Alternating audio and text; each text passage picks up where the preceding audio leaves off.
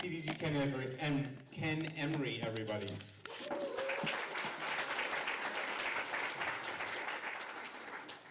Good morning, everybody. Good morning. It is 10 o'clock. It's raining outside. We're going to hear 6 fantastic speeches. Good morning, everybody. Good morning.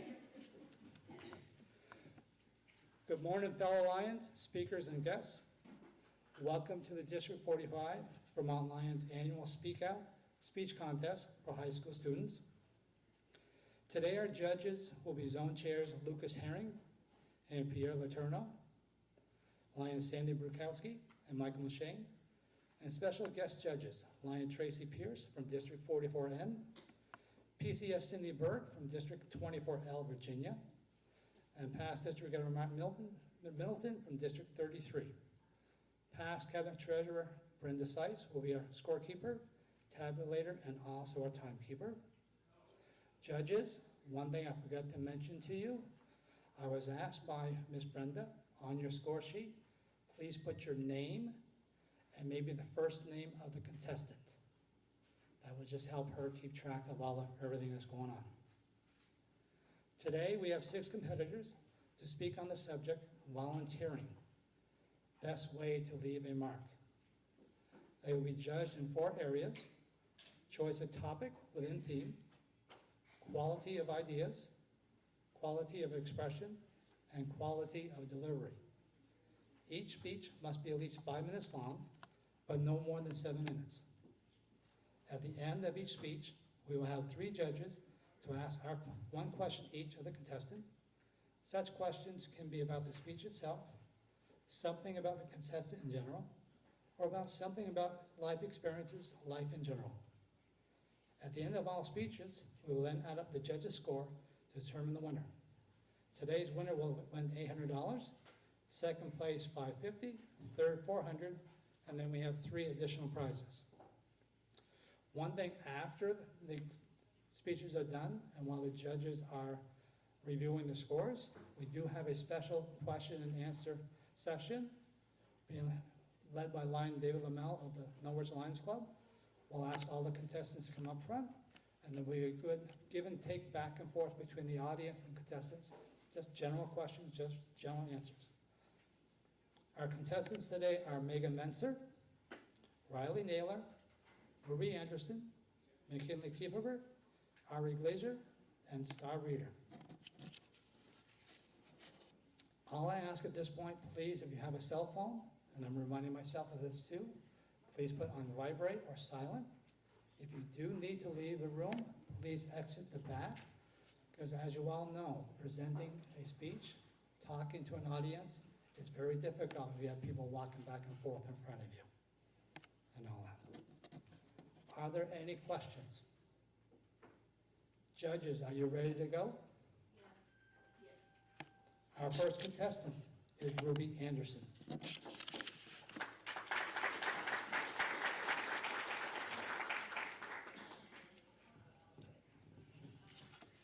Good morning, everyone. Thank you all for being here and letting us come and give our speeches. I will begin now. We all have a limited time here on this earth, but in that time, we have the opportunity to leave a mark, to leave an impact that far outlives us. I, along with so many others, have pondered the question, what will my legacy be?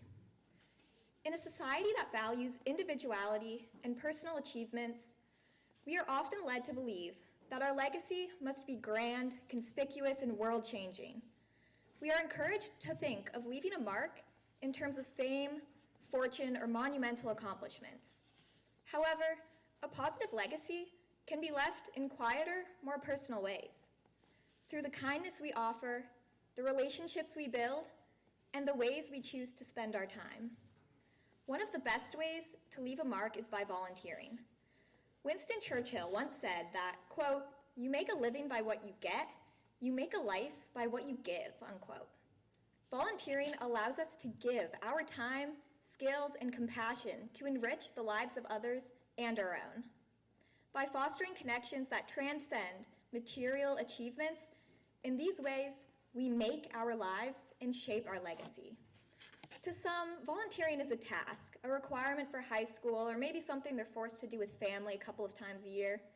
While this doesn't negate the good deed or its impact on society, it also doesn't quite encapsulate the true meaning of volunteering. Volunteering is more than a simple act of kindness. It's a profound expression of compassion that has the power to change lives. In a world that right now feels more divided and disconnected than ever, the simple act of offering your time and energy creates a bridge of empathy and shared humanity. For over 100 years, the Lions Club has been setting out to do just that. As the club mission statement asserts, quote, "Our mission is to empower Lions Club's volunteers and partners to improve health and well-being, strengthen communities, and support those in need through humanitarian service that impacts lives globally." With over 1.4 million active members around the world, the Lions Club is the ultimate example of the true impact of volunteering. This past year alone, Lions members have given countless hours, helping communities thrown into darkness by Hurricane Helena, operating measles rubella vaccination campaigns in Bengal, and offering art therapy to children facing war in Ukraine. And Lions in Colchester collected thousands of recycled eyeglasses that helped give the gift of sight to people all over the world. To say the impacts of the Lions Club on the well-being of communities all over the globe is admirable would be an understatement. It's deeply inspiring and empowering. That being said, volunteering doesn't have to involve saving lives or rebuilding communities. My personal experience with volunteering, while perhaps not quite to the caliber of those previous examples, has left me with an impact that I would never have expected. One of my favorite ways to volunteer is by being a reader at the reading program in my local elementary school. The first time I volunteered, I sat down with a little boy of about 5 and asked him to read me the book he had picked out. He refused. We sat there for 10 minutes, him squirming around, sticking his tongue out at me, and me begging him just to try and sound out the words Bob and cat. Eventually, I decided that at least one of us should read this book. So I opened the page and began narrating the adventures of a small cat and his journey to hunt down a missing sock. The squirming stopped. His eyes were glued to the pages. When I finished the book, he took it from my hands, turned back to the first page, and insisted I read it again. So I did. Later, I found out that that kid didn't have anyone reading to him at home. And that 20 minutes of seeing a book come to life may have opened his eyes and his mind to reading in a way that it hadn't been before. That single experience was just a small part of my day, but it taught me a lesson that will stick with me forever. It doesn't take a whole lot to make a big impact on somebody's life. So when given the opportunity to offer someone even a little bit of compassion, to step outside of our own experiences and engage in the lives of those around us, we must act on it. Not in exchange for money or praise, but for the mutual benefit of ourselves and those around us. That's what it means to volunteer. It's through these moments of service that we make our mark on the world. Through my volunteering experiences, I've learned that every single person has something to offer. My middle school bus driver is a volunteer firefighter. She risks her own life to save the lives of others. All I did was read a level K1 book, but that still created a positive impact. We each have a unique set of skills that we can harness to make meaningful contributions. Even if it feels small, every act of volunteering is an opportunity to make a difference. Whether that difference be the rebuilding of entire communities after a devastating hurricane, or one little kid discovering the joy of reading.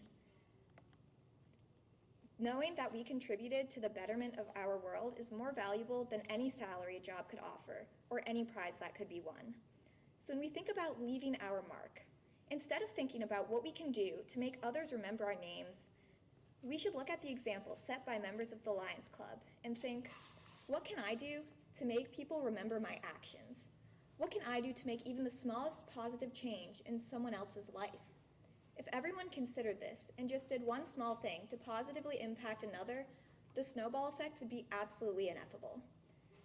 Spending an afternoon stocking your local food shelf, partaking in a tutoring program at the library, these are all relatively small-scale activities for us that have the potential to be life-changing for someone else.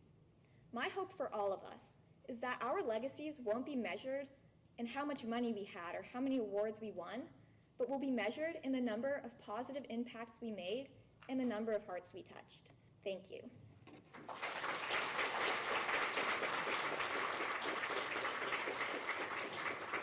Now you can breathe. Yeah. But this is the fun part.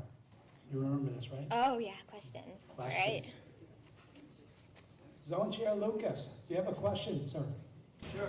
So thank you for your speech, Ruby. Yeah, thank you. One thing I was wondering is when we're talking about volunteering, it's often in the context of work-life balance.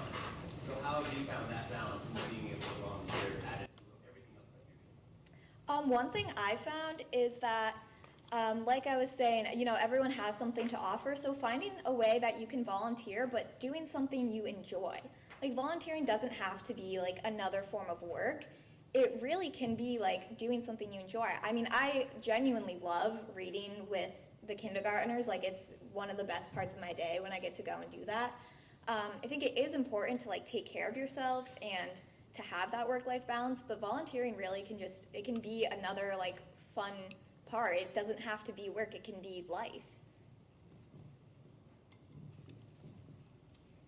Past Cabinet Secretary Cindy. Can you please stand up? Isaiah, can you please stand up?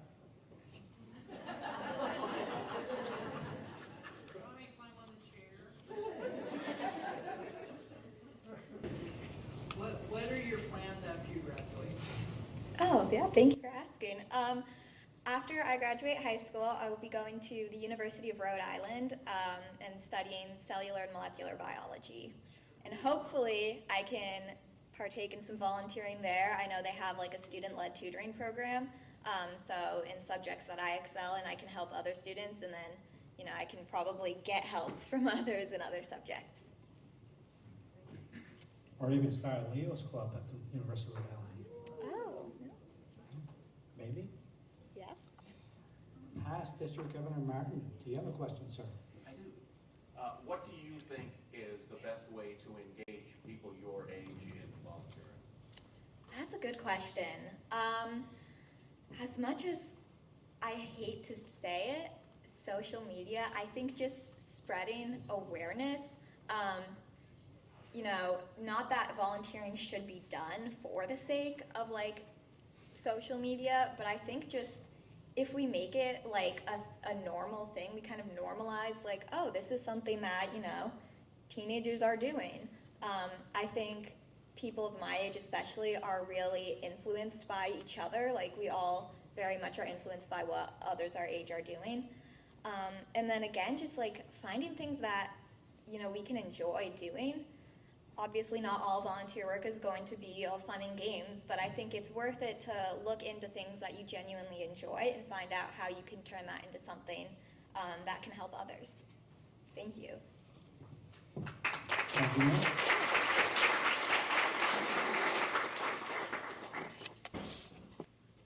Okay, judges, contestant number 2, McKinley Keaffaber.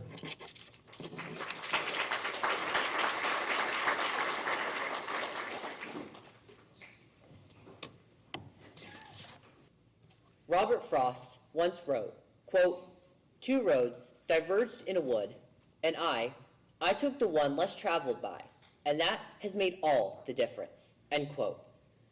To me, these words represent the individuality of every person on earth.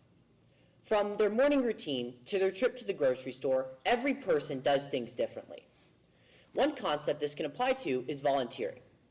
When someone volunteers, they are giving service to the people around them, creating a better environment. However, not all volunteering has the same impact. While any service is beneficial, a one-time event, for example, may not reach as far as 1 year of dedicated service. My point here is that volunteering requires passion and dedication. It requires commitment to yourself and those around you. However, the way one can achieve that is very broad. One can work with an existing organization, such as Rotary, Habitat for Humanity, or the Lions Club, and volunteer at coordinated events.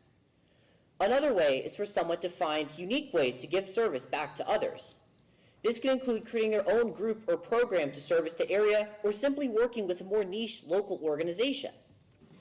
Finally, one can combine these two options and create their own path, while also being involved with others.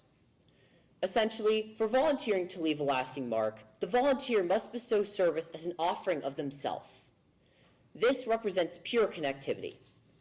By pushing aside race, religion, politics, and nominal titles, people are united in ways that bring forth change, happiness, and community.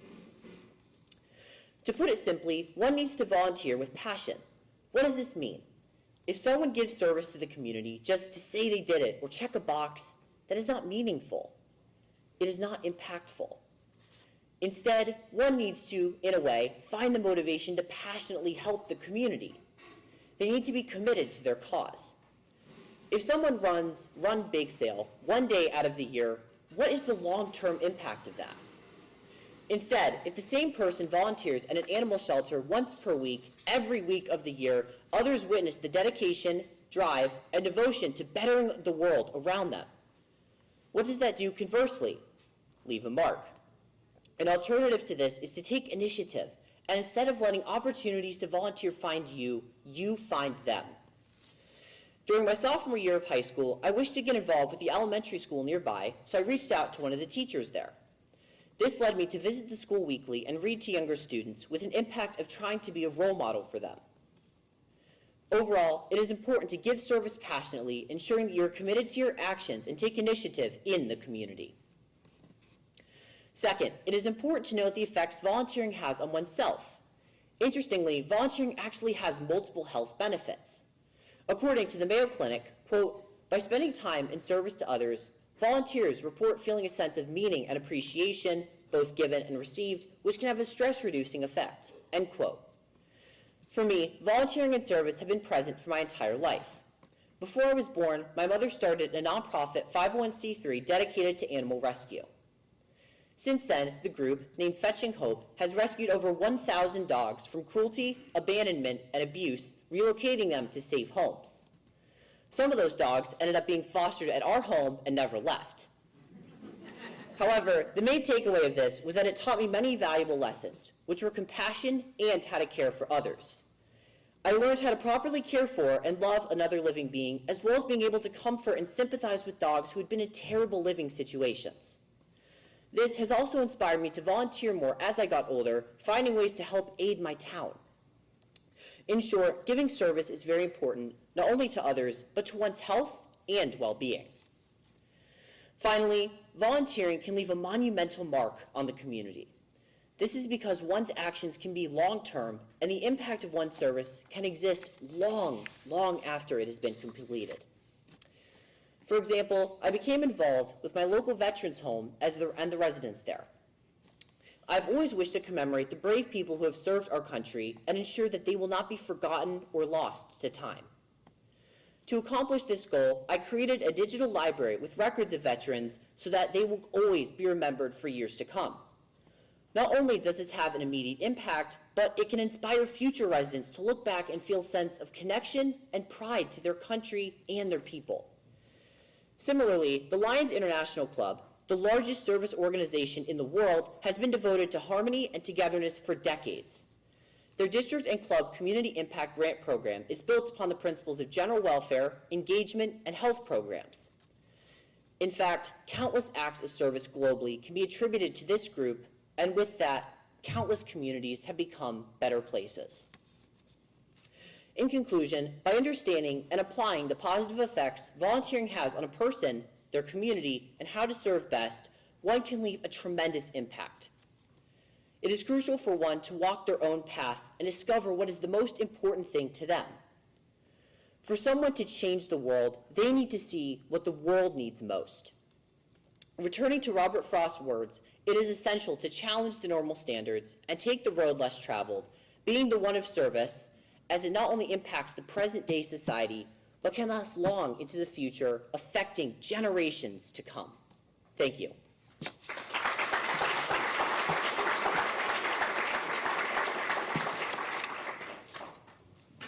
Thank you, sir.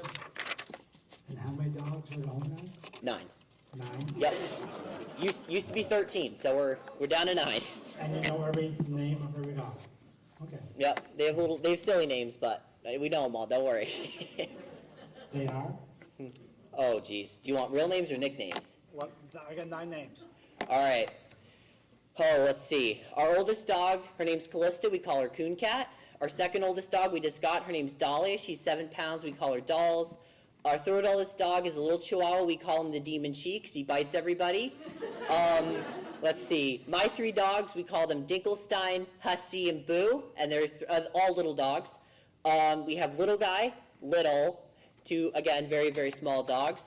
And our last dog, who is the biggest dog we've ever had, we just call him Big Boy. So. And I have a hard time remembering the names of my 3 grandchildren. Oh, thank you, McKinley. Of course. Okay, questions. You ready for this? Oh, yeah. Let's do it. Lion Sandy. Very nice speech, appreciate it. I think I'm always interested in the future of people, so I'm just wondering what your plans are for your future. That's a great question. It's a tough one, but I'll see what I can do. So my plan for, I would say after high school, is I would like to attend a 4-year college and then go to grad school and hopefully get my JD, because I've always been interested in civics and law and eventually join a law firm. So. Yeah. Zone Chair Pierre. Who was one of the people that you look up to growing up? Like, I mean, I have to go with my family. They've been so supportive of all my journey through all these speech competitions, all these years, all this hard work. But one of my idols, who is not my family, is Michaela Schifrin, who is the greatest female alpine skier in all of history. She's won over 100 races and multiple Olympic gold medals and World Cups, and she really emphasizes the value of, first of all, living in the moment, and before every race, she just wants to do a good job, and she's not worried about the results, which she usually wins, but regardless. And the other thing is she sees people who they really are and appreciates A, hard work, and B, just passion. And just those leadership qualities are just something I've looked up to for years and years now, and there's things that I try and strive to embody myself in daily life. Thank you, sir. And Lion Tracy. Thank you for your speech, McKinley, it was very good. If you could accomplish one special project with your community before you go into college, what would it be and why? Whew, that's a tough one right there. I don't think it's a niche a niche problem to my community, but something I see in my school a lot every single day is a lot of kids don't go to class and instead spend their time in the bathroom vaping. And I wish that there was a way where we could inspire those kids to make better choices and not waste their lives in a bathroom with 20 people in one stall vaping and smoking, skipping class. So I would say inspiring more kids to work harder, give them more support, and ensure that they can have a chance at a successful future. Thank you, sir. Thank you.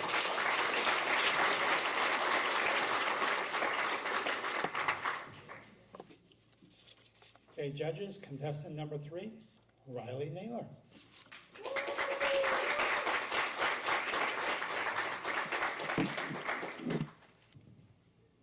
Throughout my life, community service has always been something that I've acknowledged its importance, and I've always known that the incredible impact community service can have on a community. But its actualization has been something that's a lot harder to achieve. For me, every single day for these past 4 years, I've had my schedule completely booked. I've done extracurricular activities, internships, and I've worked. So when it came down to doing volunteering, although I knew it was something that was important, I couldn't do it. There wasn't the need or the importance to fully actualize doing it. It seemed impossible. Additionally, what community service I had done, I felt bad for labeling it that way. I wasn't going to say that cleaning my grandparents' house was community service because we're family. That's just what you do. And I wasn't going to say that helping out kids was community service because did they really need my help? I mean, I was just kind of there, and I mean, they knew what they were doing. Just labeling it as community service. Something about it just felt cheap. That's why I have a complicated relationship with schools requiring volunteering as a requirement to graduate. On one hand, you now have a large number of people who are now actively in their community and volunteering, and that's incredible. But on the other hand, they're not doing it out of their own fruition. They're doing it to add onto their resume or to say, look, I did it, now I get to graduate, yay. It didn't feel like it was something that was acted out of goodwill, and it felt insincere. Though the perspective I've gained this year had changed what I thought about it a lot. This year, I became the president of Future Business Leaders of America. So with this, we had to do a lot of volunteering, we had to do a lot of group projects, and it was really difficult because our chapter, being the largest one in Vermont, had 90 kids split between morning and afternoon who never talked to each other. So it was my job to connect them. Additionally, to let them know what projects we were doing, what we had to do, that volunteers were needed, and to get them interested in this. Our ideas, the ways that we operated were completely separated through COVID. So then finding a way to connect them became so difficult. It was weird emails, it was conversations through Canvas, it was one monthly meeting in which I got to say, hey, please help, hi, bye. It was so difficult, and it made me come to appreciate that schools have this required setting. I mean, it's difficult and it's annoying that it isn't out of goodwill, but it also gets young people and students into their community. And even if it's required, they're still helping. They're still making an impact on people's lives, even if it's for 5 hours or 45. Those small things that you do for a community really help, and it builds who we are. And from that, there's a potential to grow more. Maybe through those 5 hours, people realized that they really liked what they were doing. And from that, they got to continue it. And they already had those connections because they were kind of forced to build them.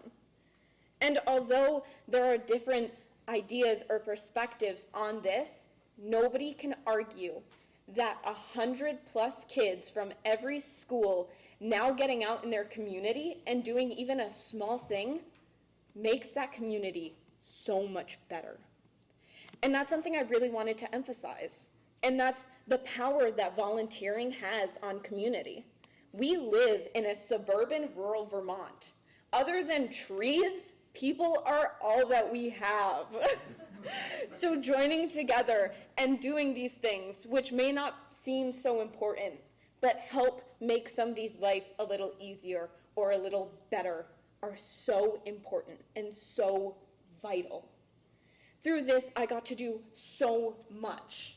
Whether it was helping set up the Polar Express for Rotary, whether it was helping the concession stands at Dartmouth, whether it was doing different drives for Listen or participating in so many different events that I would have never done before, it opened my eyes to the world of volunteering and how to get people my age into this group as well. It's something that's difficult and it's something that's a challenge to face. But if you make a little step towards making something small perfect, the accumulation of tiny perfect things allows us as a community and us as people and individuals to grow so much stronger. Helen Keller once said, "Alone we can do so little, but together we can do so much." And it seems so simple, it seems very basic, of course it does, but it rings truth without it. Everything that we do has an impact. Every little wave can become tidal. And that is incredible when we think about how we want to present ourselves as people, how we want to present ourselves as a group, as a community, as a state. The things that we do have importance that are larger than just our individual selves. Whether that's making somebody's holiday a little bit better, whether it's making someone's life a little bit easier, or whether it's making something happen on a grander, larger international scale.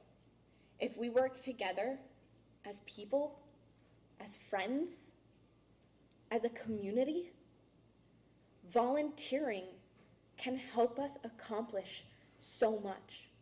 Because it is through community we have an excuse to strive for greatness.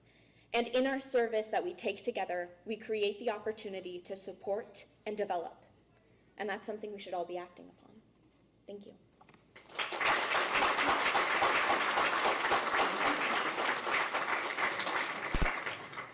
Kids, huh? I know, right? Jeez. You ready for this one? Absolutely. Okay. Why, Michael? Thank you very much for your presentation. I really liked your FBLA example as a former FBLA myself. As you were writing your speech, how has it shaped your outlook on volunteering? I think while I was writing it, although it ended up being a bit of a quick process, I had to really think on my ideas of community service, especially how I've grown throughout the past 4 years. I mean, my freshman year, I couldn't think of volunteering as something I would have ever done. I was too busy. I didn't really need to do it. I didn't want to do it. But then as I've grown and I had to do FBLA and I had the more opportunities present to me, maybe even a little more time, I realized that through these small things, I got to enjoy so many different interactions, whether it was the people who just joined me and I got to talk with and figure out about their life, or the people who I was helping and figuring out their joys, their aspirations, and what they love to do. It really helped me grow my idea of volunteering and the impact it has on the community. And that really was able to formulate when writing this speech. Zone Chair Lucas. Thank you, Riley. My question, you kind of put the oxymoron there. It was volunteering is a choice, but you have a requirement for a choice. So thinking of it in that manner, we're all Lions here, and we're trying to find people that want to choose Lions. Like, what would you give us for suggestions when trying to reach out to the younger members? Well, it is very difficult, but I would say just the means, the motive, the opportunity. Even if kids are required to do it for school, if you have them come in and do something that they're able to engage in, they may realize that just those 5 hours aren't enough and that they could do so much more with their time, and it can really have a snowball effect. And past District Governor Martin. I've got kind of a two-parter for you. The first part of it is, how young do you think someone needs to be to begin volunteering, and why? It depends on how you define volunteering. Probably you could never be too young, whether that's helping your parents do something small, helping your grandparents make dinner, in a sense, getting them open to the opportunities that community can take. It's never too young. It's about giving them the opportunity to help, giving them the time, and showing them the benefit that it can have on people.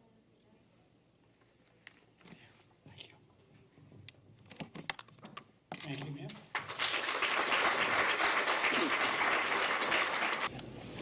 Judges, contestant number 4, Star Reader.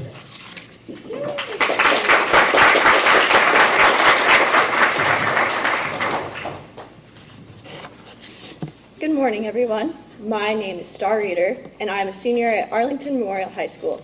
Thank you for having me today. For many high schoolers, their community service requirement can feel like a chore, a burden they may dread or put off. But schools don't make high schoolers fulfill these hours just to torture them. There's an important reason for volunteering. Volunteering helps shape our communities into better places. As it turns out, schools aren't trying to torture, schools aren't trying to get more work out of their students. They're trying to shape them into better people. My school requires 32 hours of community service to graduate, and unfortunately, many strive to do the bare minimum. But the goal shouldn't be to do the bare minimum and be done. It should be to engage with the community and help those in need, and find a purpose in helping others. Recently, my National Honor Society held a bake sale to raise funds for our local food shelf. Most everyone put in effort to bake something delicious for our community members to buy. From this revenue, we were able to donate a check of $1,000 to the food shelf. When we presented our check, the people who ran the food shelf were so grateful and excited they're going to use our check to provide nutritious meals for our community. Mr. Bryan, the man who runs the food shelf, provided us with an anecdote outlining the importance of helping others. He described a family of 4 who, together every month, would donate food and volunteer at the food shelf. At one point, the father had lost his job, and the family even went in to apologize for not being able to donate that month. Then, the mother also lost her job, and the family was struggling for a few months. They had to rely on the food shelf to receive some of their food. But fortunately, eventually, the parents both got new jobs and were able to resume donating. This highlights the importance of giving back because we never know when we are going to have to rely on the generosity of others. It can be humbling to ask for help, but thankfully there are many who are willing to. It's comforting to know this family was helped in their time of need, and it's comforting to know that we too will be helped in our time of need. Another event my National Honor Society puts on is blood drives through the Red Cross. We bring in snacks for our donors to enjoy, check them in, ensure they're feeling okay, and walk them to the snack area after they have donated. Overall, we provide a fun, pleasant environment with our hospitality, which has proven to bring donors back over time. During these blood drives, we have the privilege to connect to those in our community and help those in need. Volunteering helps save lives. 1 liter of blood can save up to 3 people's lives. Millions of people's lives have been saved through the selflessness of others, and I am proud to be a part of that process. However, those in need aren't always of the 2-legged variety. For the past 4 years, I've been volunteering as an animal socializer at our local animal shelter. This means I go in and spend time with the animals up for adoption and help them become more comfortable around people. For example, there were these 3 cats, Charlie, Danny, and Clover, who had been at the shelter for over 2 years.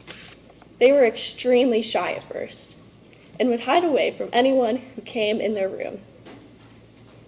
However, throughout their time at the shelter, they slowly opened up and they were eventually adopted together.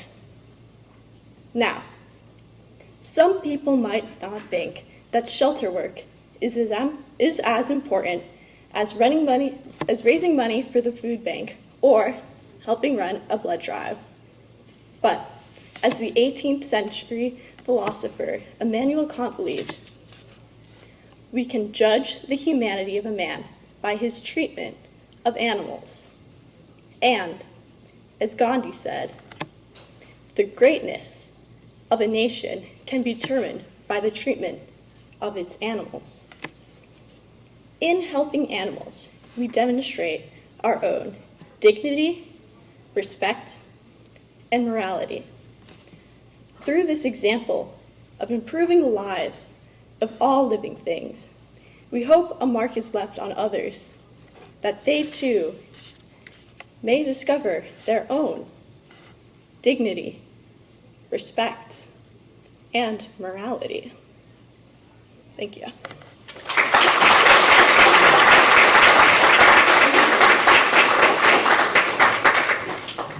Thank you. Future Dr. Doolittle? Perhaps. Okay. And you're a potential psychiatrist, right? No? Okay. I was just wondering, because my cat always wants to squawk at me until I hold her like a baby. Does that mean anything? She just likes to be held. I'm the same way. They You're find the it same way? comforting. Okay. Now, this is the fun part. These are the questions. You ready? Yes. Okay. Past Cabinet Secretary Cindy. So what would you like to accomplish in your community before you go off to college? Well, I only have a few more months, but I think I want maybe the younger kids to like see all the work I've done and the work that, you know, my club has done, National Honor Society, and maybe be inspired or motivated to do their own community service and maybe be educated on their opportunities there is just in our small community. Thank you. Lion Sandy. Yes, do you have someone that you look up to in your community in the way of because of their volunteerism? Or someone in the greater community?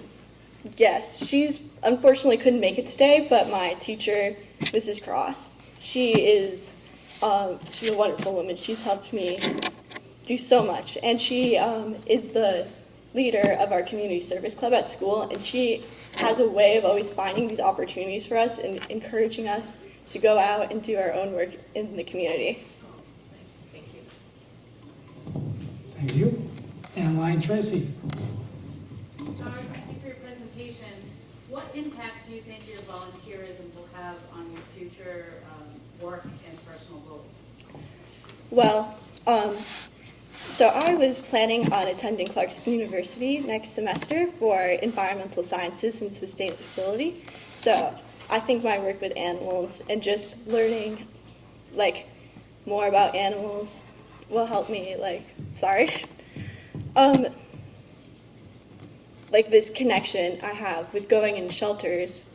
Well, it's really motivating me to keep learning and keep finding ways to help all living creatures. Thank you. Thank you. Thank you.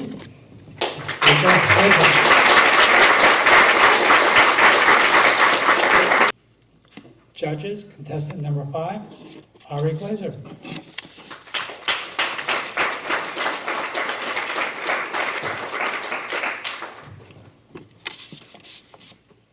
100 years ago, in 1925, Helen Keller delivered a speech to the Lions Club's International Convention that would have an incredible impact on the future goals of the organization.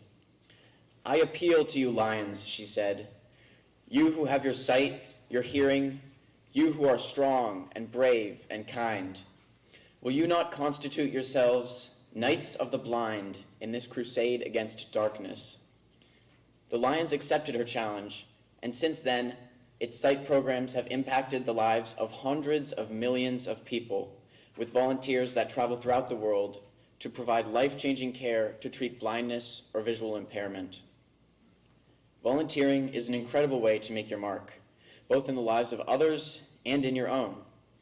It creates positive change in communities, benefits individuals' well-being, and leaves a lasting legacy that inspires future generations. Perhaps the main reason that volunteering is so important is that it provides help to those in need. Without volunteers taking the time to assist supporting vulnerable community members, many people would not receive the help they need for their families to get by. From food banks to service clubs like the Lions, nonprofit organizations that rely on volunteers are vital for the health of communities. For example, here in Vermont, or across the border in Vermont, over 87% of fire departments rely completely on volunteers. Without volunteers, it would simply not be possible to maintain many of the vital services that people in the community depend upon. All of us value the close-knit, kind, and compassionate community that exists within the state of Vermont. It should come as no surprise, then, that Vermont has the second highest volunteering rate in the country, with a formal volunteering rate of over 40% and an informal volunteering rate of over 65%. This volunteering contributes to developing the core community values that are cherished across the state. Not only does volunteering greatly benefit communities throughout the world, but it has incredible impacts on the well-being of those who volunteer. It can create a sense of fulfillment and purpose, reducing stress and improving mental health, while providing a greater satisfaction for life and improving the lives of others. Volunteering can also increase social connectedness, help develop new skills, and offer significant personal growth. Remarkably, studies have even found that volunteering leads to decreased mortality rates, meaning that by giving time to help others, volunteers may actually live longer. And who doesn't want to do that? By creating a longer and more fulfilling life, volunteering not only helps those in need, but also enhances the well-being of volunteers themselves. Volunteering is not only a way to make an immediate difference in your community, it can also leave a lasting legacy that extends far beyond the impact of what just one person can do. For instance, the Lions Club site programs, which began in 1925, have performed cataract surgery for over 10 million people worldwide. The volunteers who first contributed to these efforts 100 years ago could never have known the full impact of their actions, yet they still chose to volunteer because it is what they believed in. And today, their work has had incredible effects, restoring the sight of countless people over the last century. So, how can we each make our own mark? The beauty of volunteering is that it allows anyone to make their mark, regardless of their individual skill or ability. All that's needed is an open mind, an open heart, and an open hand.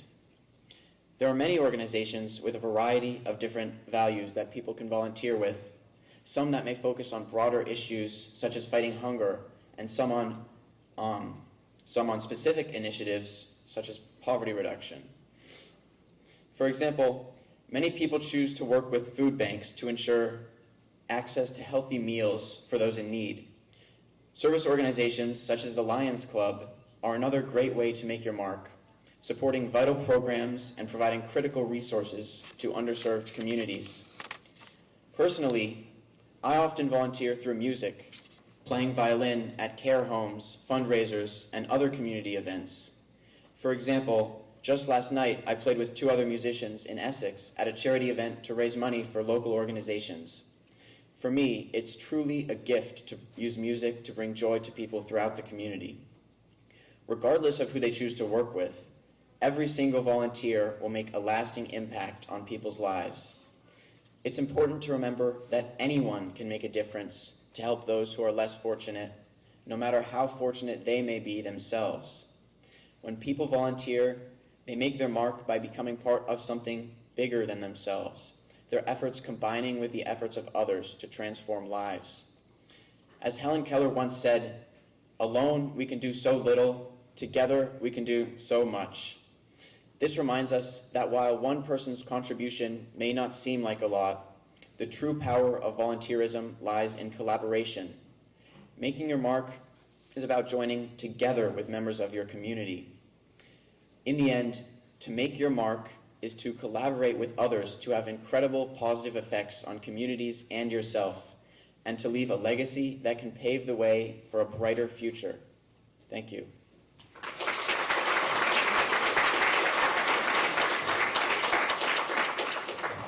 Thank you, sir. One instrument. What? One instrument do you play? I play violin and also piano. Okay. Favorite song? I like, no one will know what this is, but it's a classical piece. All of it. Yeah, I like everything. Okay, that's a simple answer. Ready for the spark? Yeah. Okay. Zone Chair Pierre. Hey, Pierre. Tell me about your best friend. My best friend. I have a lot of friends, and actually the event I mentioned last night, I played with my brother and a good friend of mine for my friend's school. There's several people at my friend's school setting up a charity event to raise money for a couple of organizations around Vermont. There was a health clinic and then an organization that helps refugees from Afghanistan. And so we played some music for that event, and it was really just a great thing for us to do, I think. Thank you, sir. Lion Michael.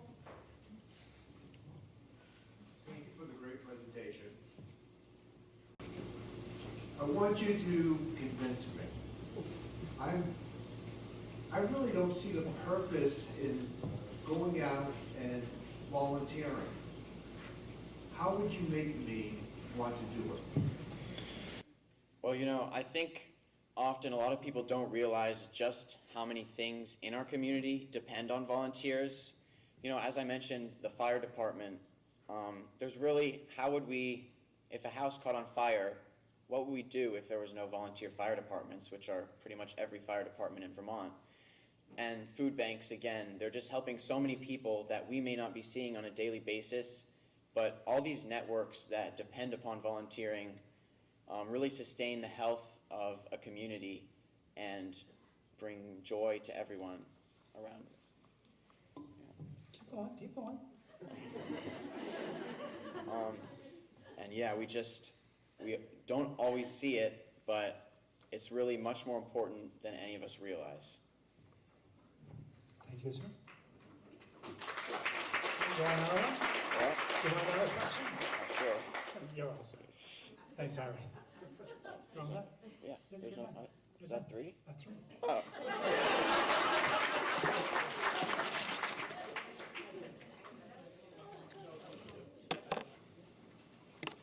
Judges, the last contestant, Megan Mentzer.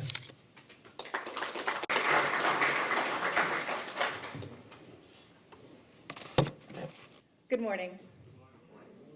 The title of my speech is Volunteering, What Communities Are Made of.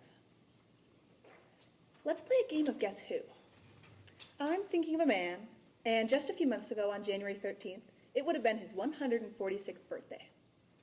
He was born at Fort Thomas, Arizona, and moved to Chicago, Illinois with his family at age 7. He's quoted as asking, "What if these men, who are successful because of their drive, intelligence, and ambition, were to put their talents to work improving their communities?" And on June 7th, 1917, his question was answered with a club dedicated to serving people in their communities. The name of this club is Lions International. And the name of this man, its founder, is Melvin Jones. Throughout history, there have been countless examples of individuals like Jones who took it upon themselves to make a mark on their communities through service and volunteering. Famous examples include people like Mother Teresa and Benjamin Franklin, both of whose efforts to improve the world they live and worked in are felt across communities, countries, and continents. However, even if you aren't gunning to found your own charity, library, or fire department, you can still make a mark on your community through volunteering. Volunteering can be many things: a tool for connection, a way to empower individuals, an opportunity to be a leader, and a means to improve the lives of those around you. The reason it can be all of these things at the same time is because of how fundamental it is to human nature. Volunteering is both a calling and a natural instinct, as ingrained in us as the need to eat and drink. Feeling empowered, being a leader, and increasing self-confidence are all wonderful byproducts of volunteerism. Studies have shown that volunteering is a great way to bring purpose and meaning to your life and improves mental health. When you have something to focus on outside of the day-to-day activities of your life, you'll feel more fulfilled and motivated. Volunteering also gives people a chance to step into leadership roles because efforts are organized by ordinary citizens with no requirements more than a vision, a set of ready hands, and a willful heart. Now, discussing volunteering in broad, idealistic terms is useful, but as the Lions well know, a personal story has the power to show how those ideals are put into action. I became involved with volunteering in my sophomore year of high school when I reached out to Cookie Stephanitis about the American Legion speech contest. At the time, I was something of a sweet summer child when it came to community service and volunteerism. Cookie took me under her wing, and with her guidance, I not only participated in exactly 7 more speech contests than I had foreseen at the beginning of the year, but I also helped to found the Virgins Leos Club, with now Lions Ben Hargett and Colin Clare. Over nearly 3 years of service, I've helped with several meaningful projects, including sending relief supplies to Ukraine, reading to elementary students, and helping with food drives. However, the story I want to share with you all today is about the Leos' help in renovating the Otter Creek Wildlife Rehabilitation Center. The founder and owner of the center, Juliana, has been running it for decades, And in the fall of 2023, she reached out to the Leos for help. When I arrived at her house/magical animal hospital, I could see why she asked. Gazing lazily out of her living room window like he owned the place was a little black and white striped owl. It was clear she needed to expand. Over the ruckus caused by her grazing flock of chickens and the sparrows coasting laps around her house, Juliana explained the plan. We would plant trees, make and mount bird houses and feeders, deliver a shed, and ultimately install a flight cage on the side of it. It took over a year for every step in this project to be realized. I helped to dig holes for the trees and birdhouses, poured seed into the feeders, and fundraised to pay for the shed and flight cage. I can still remember the sweat dripping down my back as I shoveled. But it's not nearly as powerful a memory as the look of relief and happiness on Juliana's face when she was finally able to move her owls out of her living room. And when it comes down to it, that is what volunteering is really about. The mark that your time and energy left on an individual, a group, or a community. Whether you've been volunteering for 5 years or 50, that shared joy is just as powerful every time. Melvin Jones created the Lions to bring together talented and motivated men and women, and to give them a chance to put their energy into improving their communities through volunteerism. At the time of its creation, Jones could have never predicted that his club would blossom into the largest international service club in the world, with 1.4 million members from more than 45,000 clubs in over 206 countries. But why was his club so popular? As Jones well understood, volunteering is connection. It's the reaching out of a hand to somebody in need without asking for anything in return.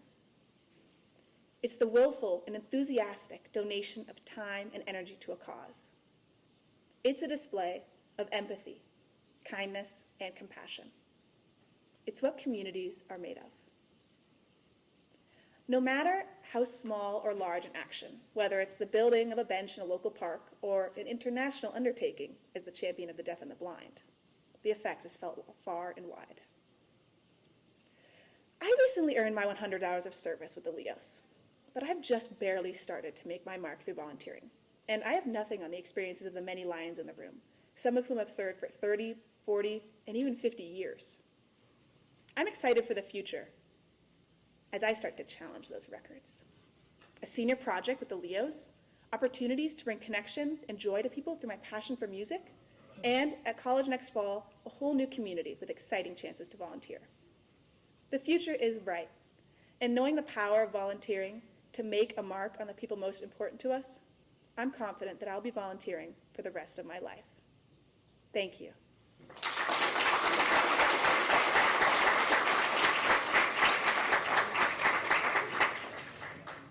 Are you ready for the fun part? Yeah. Good. You never know what you'll be asked. I know. Well, It's scary, you know? Yeah, it's like a lottery. It's the anticipation. Huh? It's the anticipation. Anticipation. It's like Heinz ketchup, you know? Zone Chair Lucas. Zone Chair Lucas?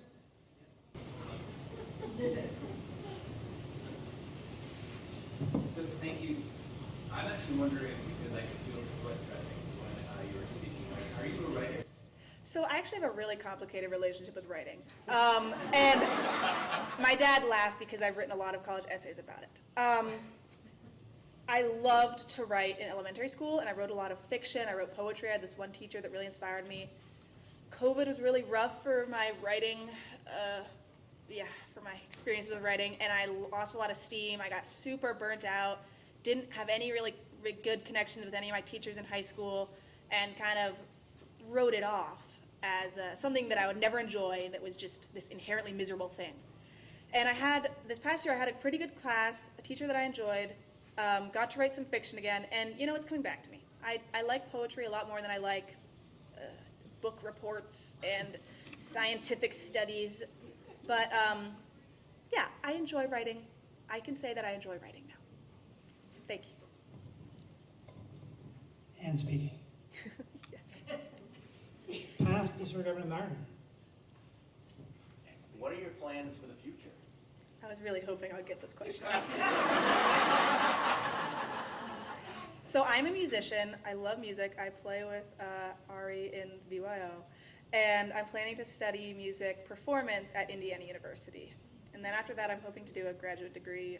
I don't know if I'm going to go into, performance, possibly conducting, but yeah, music. Music is what I'm doing. What's your instrument? Percussion. Yeah. The whole thing, All of them, yes. Thank you. And Lion Tracy.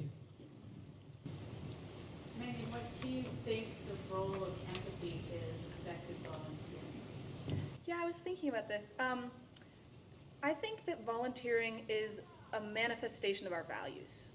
And you asked earlier how young we should start kids volunteering. And I don't think that I don't think it's ever too late, and I don't think it's ever too early, but it's, as soon as your child is able to understand what empathy is, you should start teaching them about empathy, because empathy is what makes us volunteer. Empathy is why we connect with others. It's why you feel sad when you see that kid crying, and it's why when somebody hugs you after reading a book to them, you just feel like your entire heart melts. I mean, some people might never volunteer in the formal bringing food to a food drive sense, but they could spend their entire life, creating safe places in their job or raising children. And that is also giving back to community. And they do that because they value empathy. So I think that's the role of it. Thank you. Yeah, thank you.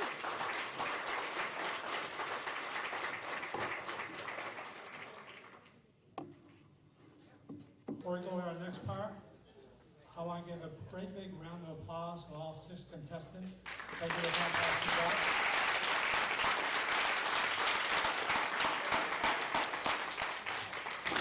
And I want to do a little formal introduction as far as who they are and what clubs they're representing, in no particular order.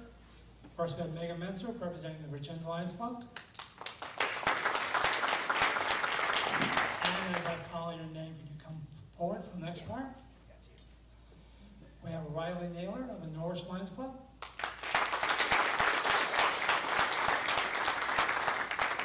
Ruby Anderson from the Colchester Lions Club.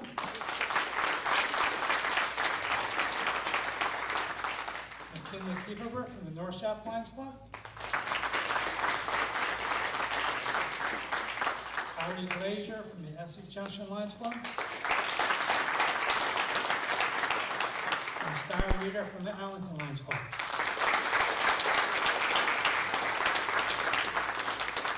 Judges and Miss Brenda will meet you outside.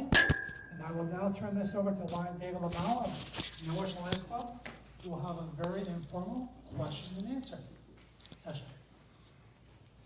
David. Thank you, Jeff. The idea here is for the audience finally to get a chance to really participate in this enterprise. And so audience members will be invited to ask questions either of the entire group or a specific speaker. And speakers want to ask any of the audience to get a chance to do that too. I think maybe we could start out with having each of the speakers say a little bit more about what's important to them, something about their lives, their aspirations, and their plans. I know you've already heard some of that from what judges have asked, but perhaps they'll have a little bit more to tell you. So I guess I just invite folks to do this. Maybe just in order. Do you want us to start at the end, Star? Or? Yeah, are we coming up, or can we just pass the mic? You can just go, you can stay right there. Hand you this. Yeah, that's it's not. Here we go.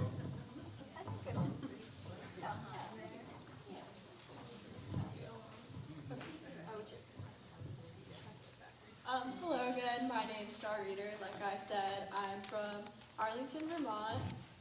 Some things about myself, I enjoy running and animals, and hiking, and being creative, crafts, and music. I said that my aspiration was to go to college for environmental sciences and sustainability. I've just always had a calling, I felt, to protect the environment and kind of help all living creatures and people, for that matter. I have 2 younger brothers. My my family. My mom's here. I think that's all I have. Thank you for having me.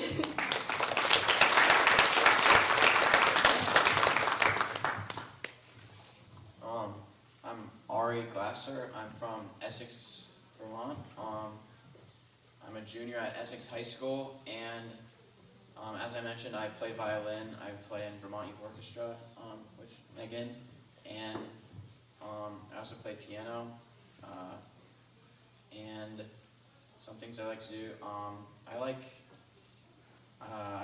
social studies. I like history. I like writing, and yeah, I think that's pretty much it.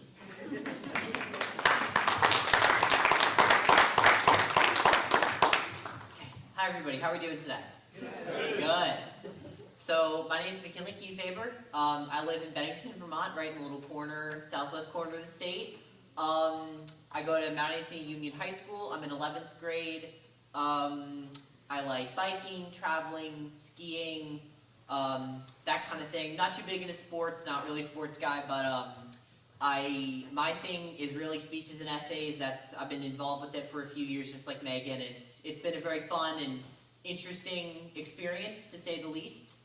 I would say I also plan to go to a college somewhere in the Northeast, haven't decided yet, and pursue law and history as kind of my main two majors or interests.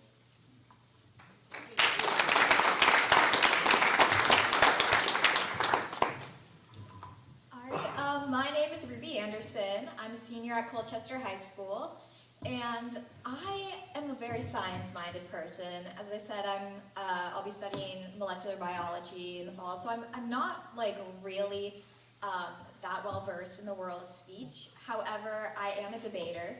I'm on the CHS debate team.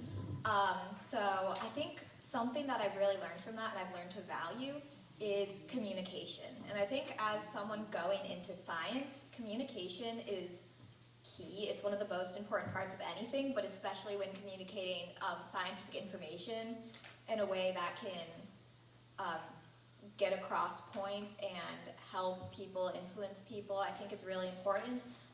So I started to really value like speaking and starting to find more opportunities to do like speech competitions and things like this, because I just think it's an overall really good skill to have, and I think the more we can learn to talk to each other, the better we'll all be.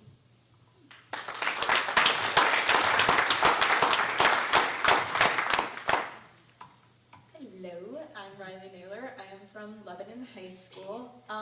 I've dedicated myself to going to Temple University for accounting and sociology. I'm also in band and play clarinet.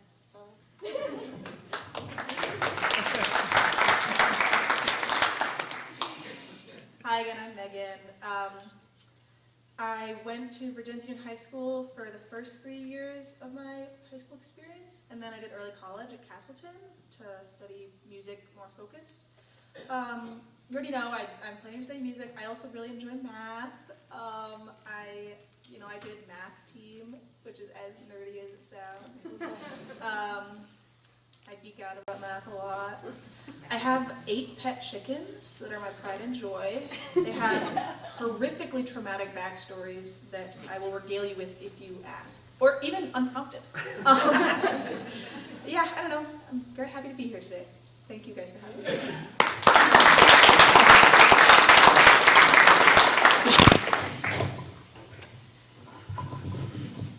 Okay, it's finally the audience's chance.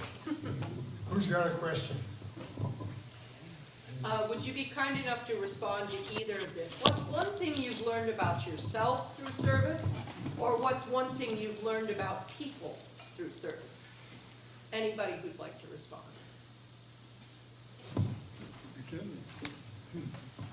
Come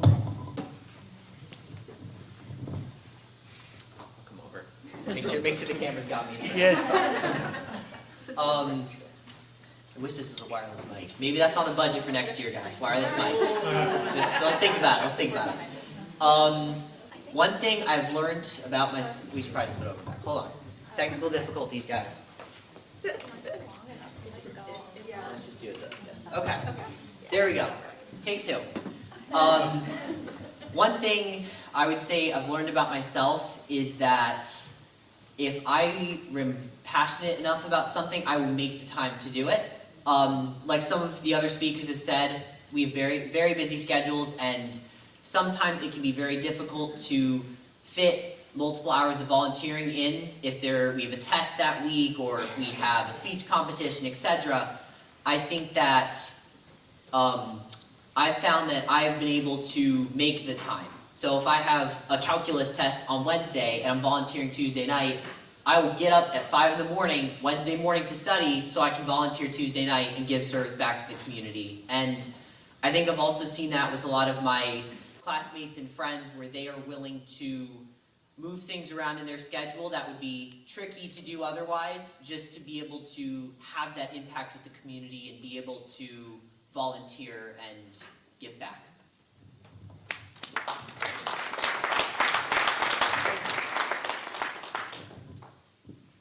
Another question? Okay, well, I'll have one here in a moment. Altruism is something we tend to think of as a human phenomenon. But there are many examples of altruism in nature. Vampire bats, for example, feed each other.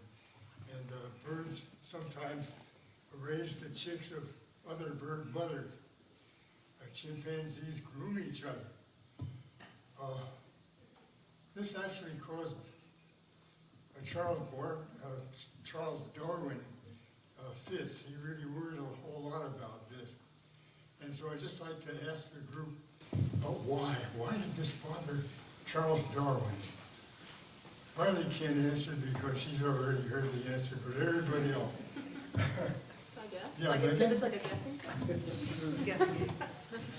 Okay, so what is? No.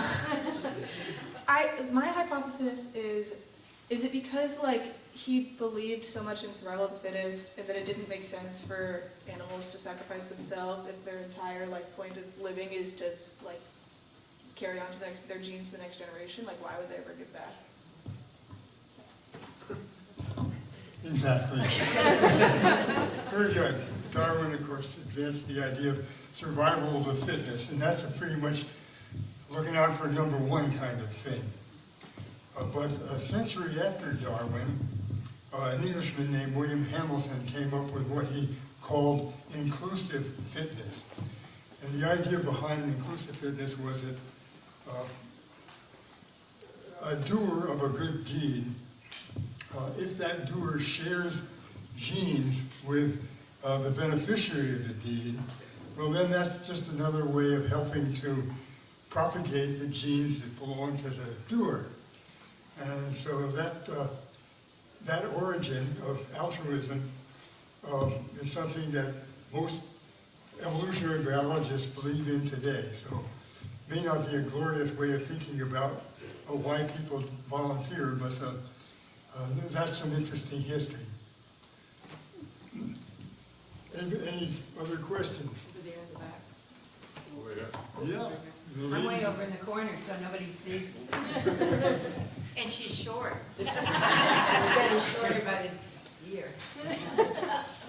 I would like to thank the speakers. You did a great job. Every single one of you had all kinds of great things to say. I push volunteering in my community as much as I can. But I also want to give a great deal of recognition and thanks to your parents for all they've done to get you where you are today.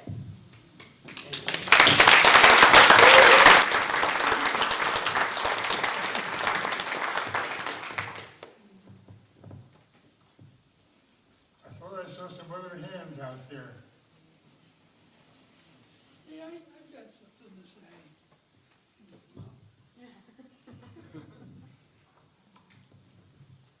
Thank you. Sure. I'd like these students to know how did the Lions become the largest service club in the world. And it's easy. It's easy because the answer lies in this room. As you look at all these wonderful lions right here, we're just part of the 1.4 million, and we all think alike. We all think about service. Our service is what we trust. We trust in Lionism, and Lionism draws out of our bodies what's hidden. We don't know what's in us until we join a club, a Lions Club, and we see our fellow Lions and what they're doing, and all of a sudden it starts to come out of us.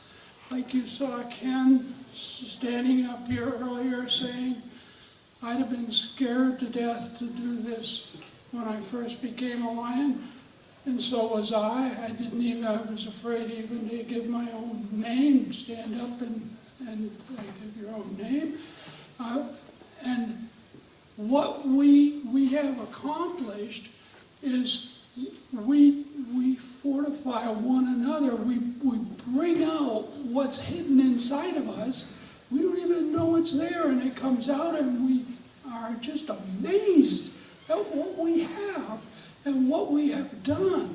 And this is why we are so great, and we've done so much, and we've just, it's billions of people. I mean, it's just, you can't imagine how many people we've helped. And it's all because of us and the way we think. We all think of service, and it's just normal to us. And when somebody comes in from outside and becomes part of our Lions Club, they begin to think the same way. And it's just beautiful. And you all mentioned it, but you mentioned it as in collaboration and in groups. But this is how it works, and it's just the most beautiful thing in the world. It just is. It's just so fabulous. Your service has been much more difficult than our service because you didn't have all of us. You had to do it in a much smaller sphere. It was more difficult for all of you. With us, it's just so easy, and we just love it, and it's just a wonderful thing. So that's how we became so great.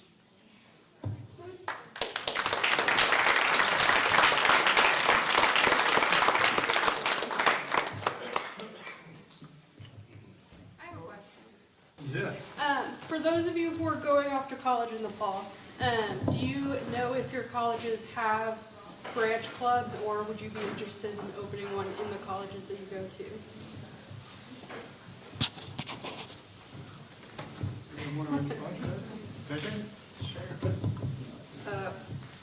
So I don't know if my college has a club. I'm planning on joining the Lions actually either in June or July. I don't know which meeting I'm free for. But I've been planning to join the Lions this past year. And, you know, I think that the Lions is this like amazing resource and has such a history, but I'm so open to joining any club on campus. You know what I mean?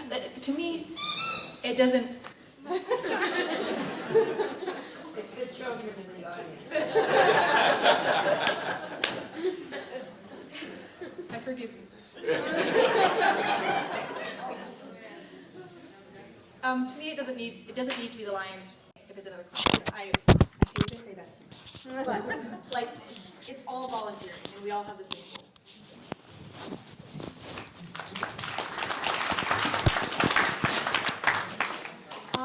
I was actually just informed by Lion Ken that URI does have a chapter. I didn't know that before, but especially about hearing what you just said about the Lions Club and how much it's like so impactful and how much it means to members. I would definitely be interested in joining. I'm really wanting to look for as many clubs that I can be a part of as possible, and one that revolves around, you know, a group of people who all really value community service would be really, really nice. So yeah, I'd be interested.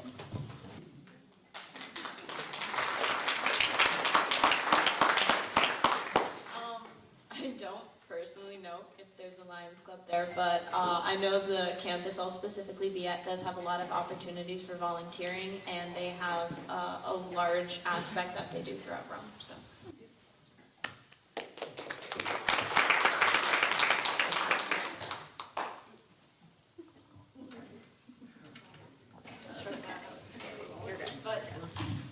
I don't think that Clarkson has a Lions Club, but I do know they have lots of community service opportunities, and there is a community service club and a food bank. So I am planning to be involved in some of those.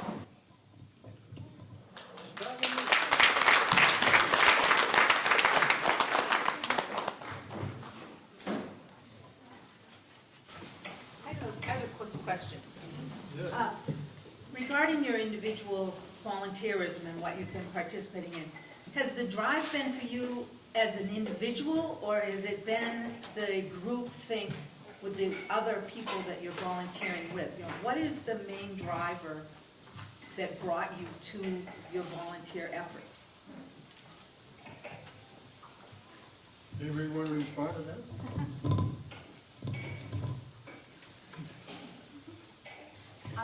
I've done, over the past 2 years, the Hartford Tech Center, and it was through that they had a bunch of opportunities, which was both, hey, we're just taking this class period off and we're going down to help our community, or it was, hey, we need a couple extra hands, will you do this? And then when I joined FBLA, it became me as a leader having to both incentivize the group to be like, this is really important, and this is something that we should all do as our community. To try and get as many people on board, which became both a driving factor to me myself participate, but also to get other peoples to join in as well.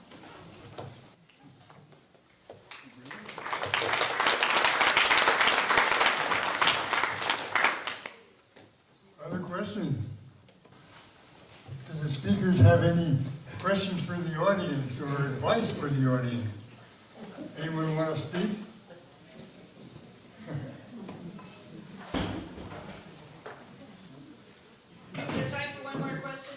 Sure, go for it. I just wondered, as a club that struggled to find someone who wanted to participate in the Speak Out, how did you get involved? Anyone want to respond here? Ruby?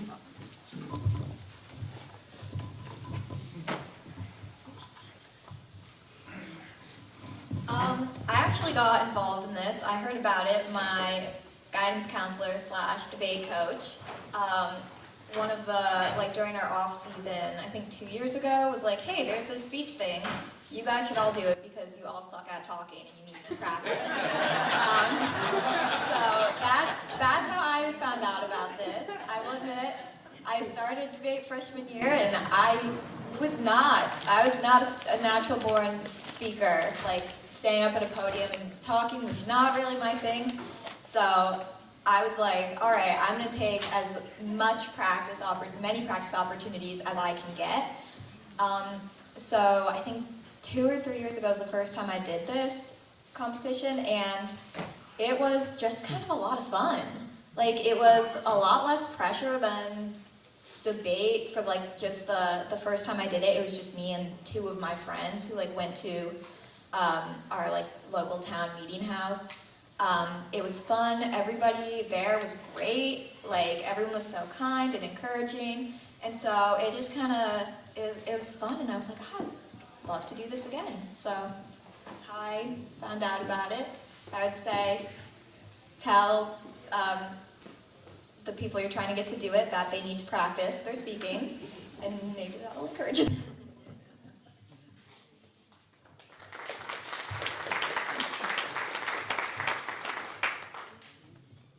How about a last question? I just have a question. I think it's star, the one on the end. Maybe not. I think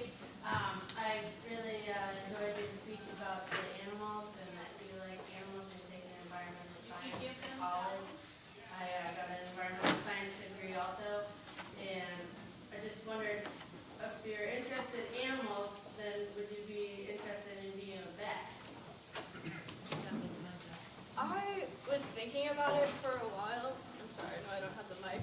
Can you hear me? Here it goes. We can pass it down to you if you want. If you care so much for animals, then would that be a good profession, or I don't know if that goes along with environmental science stuff? It does, like, it's related, but my thinking was I was considering being a vet for a while, but then I was thinking how I wanted to have more of an impact, like, globally. Does that make sense? Yeah. No, Okay, thank you for your question. I went to school for environmental sciences, and I was like, I should have been a vet. I'll keep that in mind. Thank you.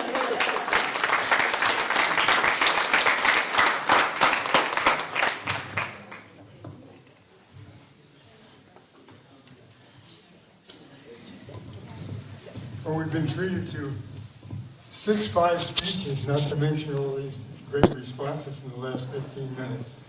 So congrats to all of you.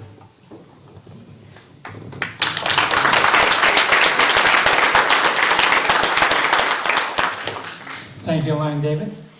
Folks, go back. Thank you for doing this. No pressure, right? And Elaine, David, you'll be running the speech contest next year, right? Again, once again, I'd like to give all the contestants a great big applause. They did a fantastic job.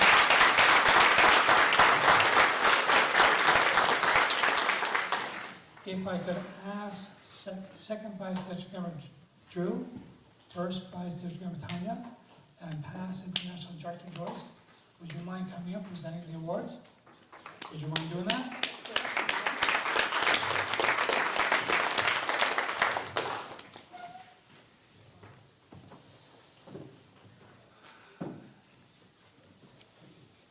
If you could do it on my right, folks, then we get to play room. Over here on my right, if you don't mind. Sorry. You're fine, you're good. No, he waited until we all got where we were going. The person who had the hardest job today was trying to keep a time and adding up numbers. I'd like to present an award, a thank you award to our timekeeper tabulator, past Cabinet Secretary Brenda, past Cabinet Treasurer.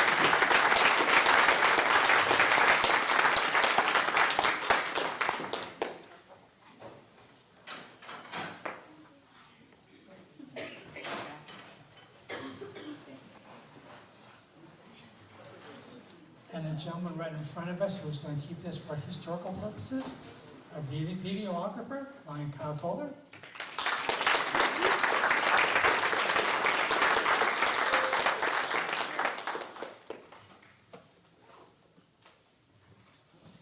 Anyone wants to? Now the people that had the hardest part of the job today. I'll introduce the judges. I believe there should be 7 there, hopefully. We have past District Governor Martin Milton from District 33S.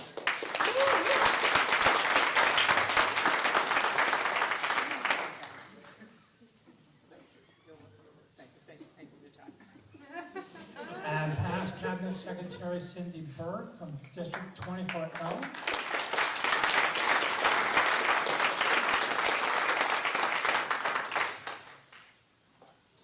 Always a District 45 member by heart.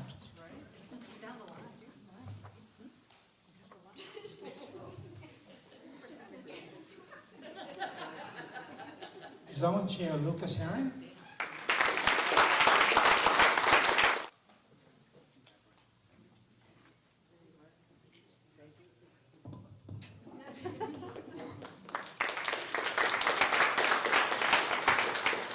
Zone Chair Pierre Letourneau.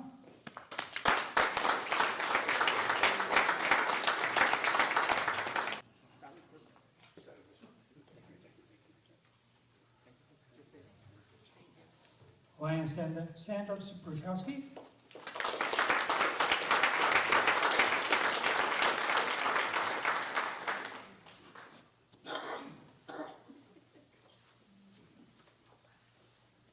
It was a long trip.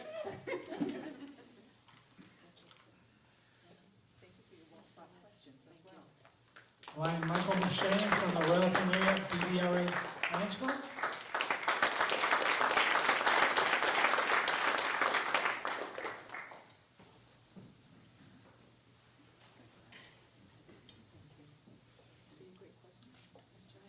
last but not least, from District 44N, who is hoping to get this going in their district, maybe, Lion Tracy Pierce.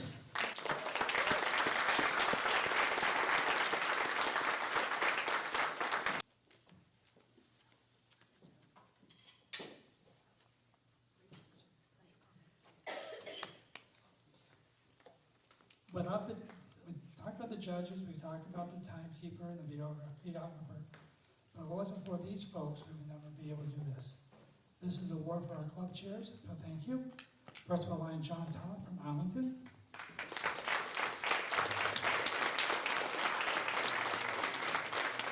Will not be here today.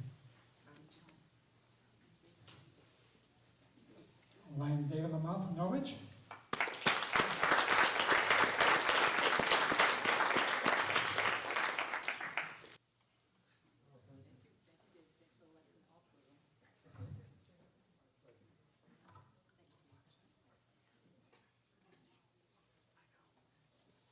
Lion Cookie Stepanos from Virginia.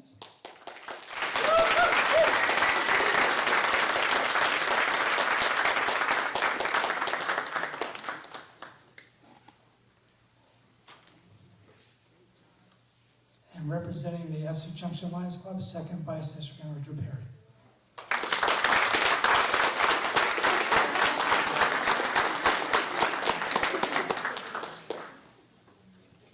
And I give a big, big thank you to this group, because if it wasn't for them, we would not do this.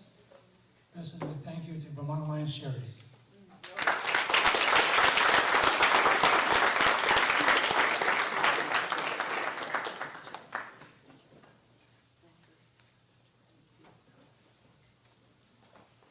And now for the information everybody's been looking for.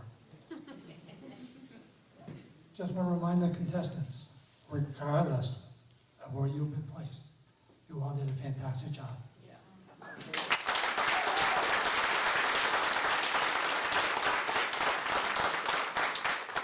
For the seniors, good luck. Juniors, sophomores, and freshmen, hopefully we'll see you here next year. In sixth place, winning $200, Star Reader.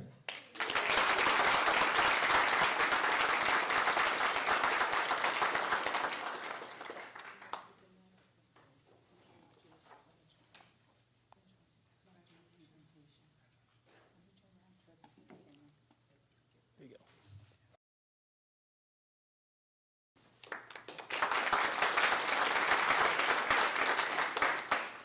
In fifth place, winning $250, Ruby Anderson.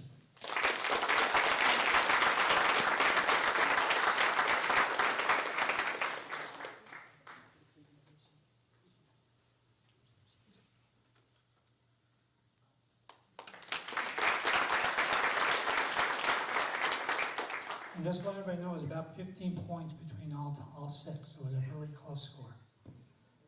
In fourth place, winning $300, McKinley Keaffaber.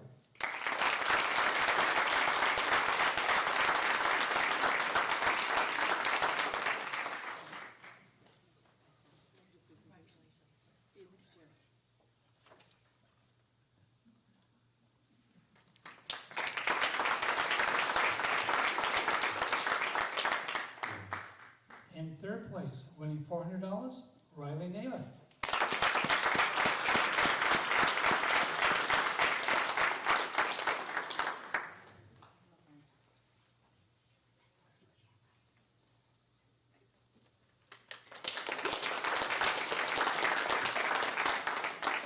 Past International Director Joyce. Yes, sir.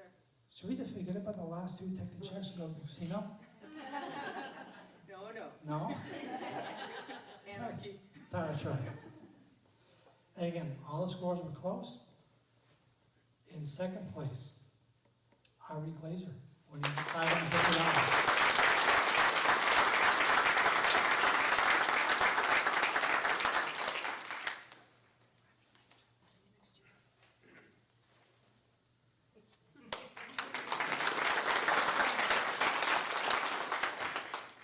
Hey, Megan. Yeah? You know what that means? First place, winning $800, Megan Mentzer.